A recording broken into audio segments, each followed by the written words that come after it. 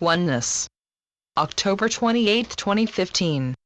We have spoken before on the topic of oneness. We wish to revisit it today. Will you understand it when we are done? Will you ever completely understand it? Let us tell you now, before we begin, that your learning, as well as our own, will never be over. Things never cease to change and evolve. But we are curious beings, are we not? And so let us see if perhaps we can give you a new thing or two to consider. You often hear it said that all is one, that everything is part of the one. And a great many of you have begun naming that the all that is. And that is a good thing. That is a very good thing. But a great many of you also do not spend very much time contemplating what that might mean. How does that change your understanding of yourselves? How does it change your relationships with the others around you? How does it change your understanding of those things that you see around you? Does it move the dividing line between what is you and not you? Better yet, does it remove it? A thing to consider might be this: that if all is one, then there can be no dividing line between you and anything or anyone else. If all is self, then there is no other. I am that. Have you heard that before? Now let us assume that this is not news to you. And for most of you, it is not. What we would like very much to happen from this point forward is that you begin to look at things as an extension of yourselves, that you begin to actually feel and sense that you are far more than you ever felt before. We know that this is beginning to happen for many of you as you move into this awakening time. And that will continue.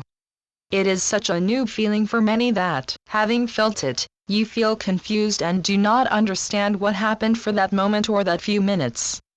If it was minutes, then it is clearer for you, and you do know that it felt good. Many have felt a oneness with a consciousness that seemed foreign to themselves. Allow that to happen more. Just allow. Walking upright felt foreign to you at one time even though you saw others doing it. Just remember, all is one. That is me. When you truly know what that feels like, you will treat it far differently. If you truly know that it is you, you very likely will take better care of it, will you not?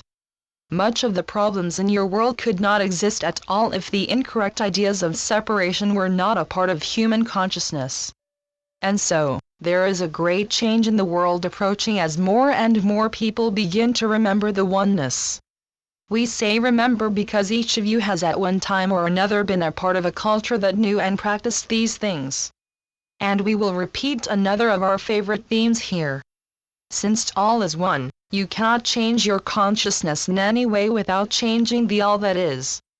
You cannot feel a oneness with your surroundings, with your neighbor, without benefiting everything and everyone.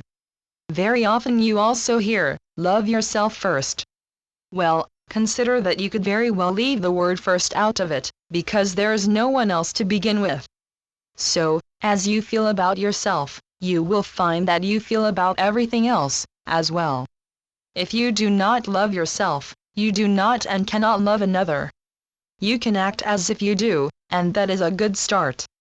But eventually you must learn that love of self must happen. There is only one of us here. There is only one. And by the way, does that not put an entire other slant into the understanding of no time and no space? It is all you, so it is all here and it is all now.